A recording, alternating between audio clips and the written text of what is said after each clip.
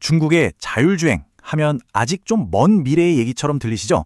하지만 오늘 우리가 함께 살펴볼 이 리포트는요, 그 미래가 이미 우리 코앞에 와 있고 바로 여기에 엄청난 투자 기회가 숨어 있다는 걸 명확하게 보여줍니다. 지금부터 그 핵심을 제대로 파헤쳐보겠습니다. 정말 이 정도일 줄은 몰랐다. 이게 바로 이 리포트를 쓴 분이 비오는 베이징 밤거리를 운전자 없이 스르륵 달리는 로보택시를 보고 터뜨린 감탄사라고 합니다. 이게 뭘 의미하겠어요? 우리가 막연하게 생각했던 모빌리티의 미래가요, 생각보다 아주 훨씬 더 빨리 우리 곁으로 다가오고 있다는 강력한 신호인 거죠. 실제로 도로 위를 달리는 차 열의 7, 8은 전기차인 광저우, 또 완전 무인 택시가 이미 상용화된 도시들을 보면요, 중국은 더 이상 테스트베드 이런 수준이 아닙니다. 그냥 미래가 현실이 된 곳, 바로 그 현장인 겁니다. 자, 그럼 대체 어떻게 이런 일이 가능했을까요? 그리고 이게 투자자로서 우리에게는 어떤 의미가 있을까요? 오늘 이 5가지 주제로 한번 제대로 파헤쳐 보겠습니다. 자, 첫 번째 주제입니다. 중국의 충격적인 자율주행 선두. 다른 나라들은 아직 일부 지역에서 테스트만 하고 있는데 중국은 어떻게 이렇게 진짜 말도 안 되는 스케일로 이걸 현실로 만들었을까요? 그 비밀을 한번 들여다보죠. 중국 자율주행의 특징을 딱 한 단어로 말하면 바로 규모입니다. 베이징 좀 보세요. 테스트 구역 크기가 서울만 해요. 심지어 우한은 세계 최초로 아예 도시 전체에서 로보택시가 다닙니다. 이건 그냥 한번 해볼까 수준이 아니라는 거죠. 자, 투자자 입장에서 이게 뭘 의미할까요? 아주 명확합니다. 거대한 내수시장이 있다는 것, 그리고 정부가 정말 강력하게 밀어주고 있다는 것, 이 두 가지가 모두 확인된다는 뜻이죠. 맞습니다. 이렇게 빠르게 확산되는 데는 당연히 이유가 있겠죠? 이건 우연이 아니고요. 바로 정부와 기업, 이 둘의 엄청난 파트너십이 만들어낸 결과입니다. 이게 그냥 어느 날 갑자기 짠 하고 나타난 게 아니에요. 이 타임라인을 보시면 2016년부터 차근차근 아주 계획적으로 진행된 정말 10년을 내다본 거대한 국가 프로젝트라는 걸 알 수 있습니다. 테스트 구역 만들고 국가 표준 정하고 이제는 전국적으로 차량, 도로, 클라우드 사업까지. 이건 정말 진심이라는 거죠. 여기서 중국만의 진짜 독특한, 뭐랄까 자율주행 어벤져스 팀이 딱 만들어지는 거예요. 바이두가 로보택시라는 아이언맨 역할을 맡아서 최전선에서 뛰면요, 알리바바는 자비스처럼 뒤에서 클라우드랑 지도로 다 받쳐주고 화웨이는 이 모든 걸 움직이는 두뇌, 즉 핵심 솔루션을 제공하는 거죠. 서로 경쟁도 하지만 결국에는 이 거대한 산업이라는 퍼즐을 함께 맞추고 있는 겁니다. 자, 이제 기술 얘기를 좀 해볼 텐데요. 여기가 정말 중요합니다.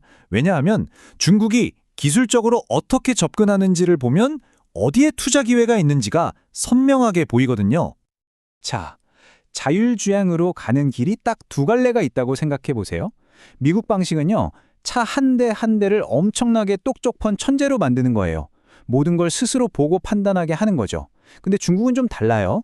차는 적당히 똑똑하게 만들고 대신에 도로, 신호등, 심지어 클라우드까지, 그러니까 도시 전체를 스마트하게 만들어서 차를 도와주는 방식이에요. 이게 왜 중요하냐면 차 만드는 비용을 확 낮출 수 있고 안전성도 높이고 결국 상용화를 훨씬 앞당길 수 있다는 겁니다. 그리고 바로 이 지점에서 기술 대중화의 진짜 게임 체인저가 등장합니다. 바로 핵심 센서인 라이다 가격인데요. 보세요. 불과 몇 년 사이에 가격이 거의 10분의 1 토막이 났습니다. 근데 진짜 놀라운 건 뭔지 아세요? 이 시장의 76%를 중국 기업들이 꽉 잡고 있다는 겁니다. 이건 자율주행의 눈을 만드는 기술력, 그리고 가격 경쟁력까지 2마리 토끼를 중국이 다 잡았다는 얘기예요.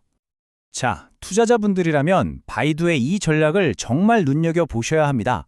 이게 바로 자율주행으로 어떻게 돈을 벌 것인가에 대한 아주 교과서적인 답변이거든요.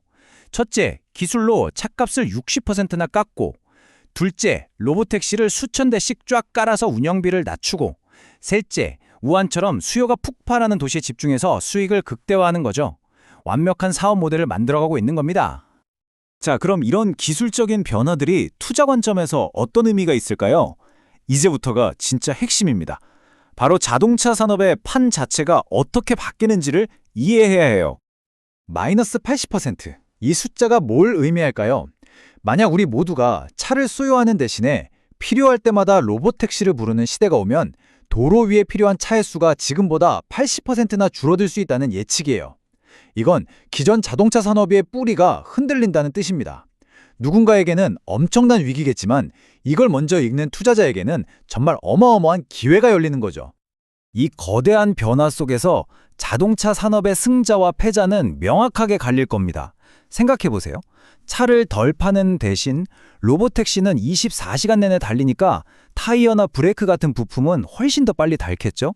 그리고 차의 핵심은 엔진이 아니라 이제 라이다 같은 센서와 소프트웨어가 될 거고요.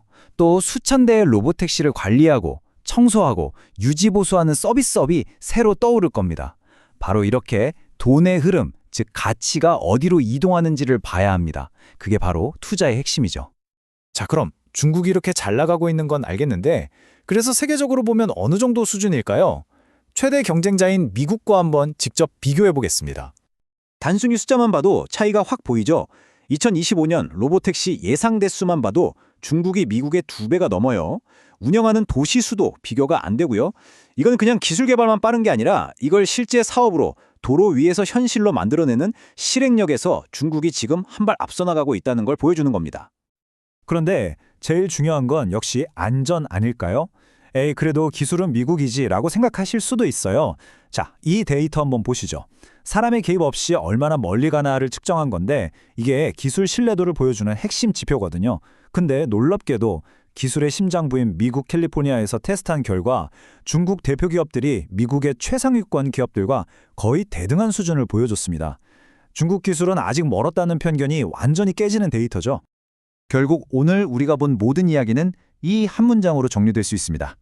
중국은 지금 자율주행 시대를 위한 도로, 자동차, 그리고 법과 규칙까지 이 모든 판을 스스로 짜고 있습니다.